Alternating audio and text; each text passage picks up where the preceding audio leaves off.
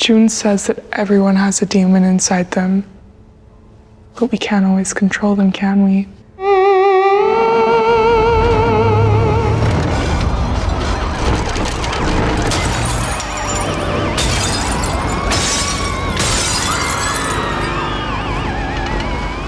Late Night with the Devil.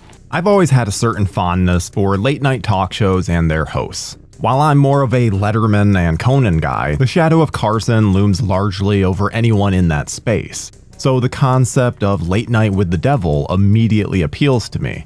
They would always have a slew of guests ranging in their celebrity status, all with the purpose of popping a rating. But what if one of those guests were able to prove the existence of the supernatural? The possibilities are endless. Following the night that a struggling late night show was able to prove the existence of a supernatural presence, or were they, Late Night with the Devil is like a slow descent into hell. I always love a horror film that brings you on a journey and slowly ramps up the stakes as the story progresses. And this one contends with the idea of whether the supernatural is real or simply a ruse. A subject of debate since the dawn of man. David Dastmalchian is absolutely phenomenal as Jack Delroy, a doomed talk show host desperate to find success. Jack is dealing with the loss of his wife, but refuses to take extended time off. So on his quest for ratings, he brings on a slew of supernatural connected guests. But Jack may have some ulterior motives. One moment you can see the pain in his eyes, grieving his poor wife, and the next he's got a big smile as he plays to a live studio audience. Dastmalchian has been a highlight of so many films for years that it's awesome to see him take center stage. Nearly as important as the host is his sidekick, and Rice O'Terry does a great job. He's got that Andy Richter and Ed McMahon quality where he's the perfect accessory to Dastmalchian's Delroy.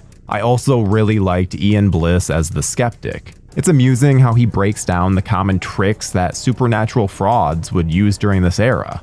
One of the more intriguing characters is Laura Gordon's June Ross Mitchell, whose relationship with Jack is a bit questionable. She adds to the mystery and intrigue about what the film is explicitly not telling us.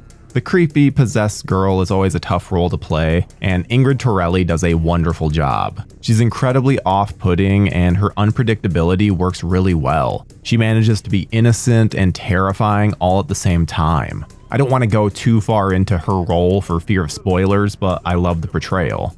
And I also love how frantic everything is during the breaks, properly representing any live production.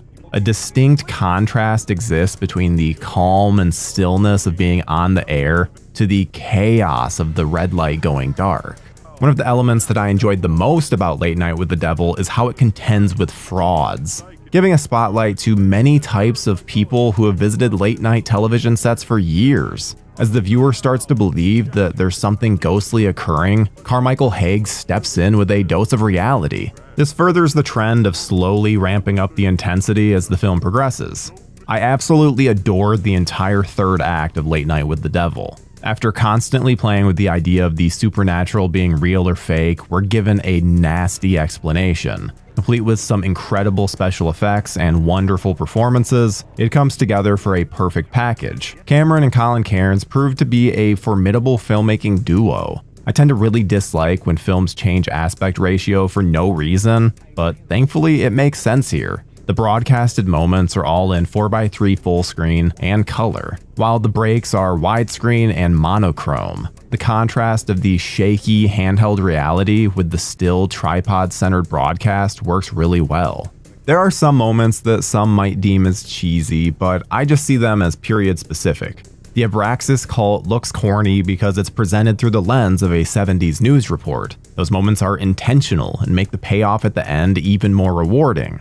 Late Night with the Devil deals with fame, loss, and the extreme lengths that someone will go to for success. There's an obvious parallel between Jack's desire for ratings and modern society's desire for views and likes. Hopefully the viewer looks inward and takes note. It could save them from disaster. Which is why I'm giving Late Night with the Devil a 9 out of 10. Late Night with the Devil is in theaters on March 22nd, 2024, and will later stream on Shudder on April 19th, 2024. This is one broadcast you do not want to miss.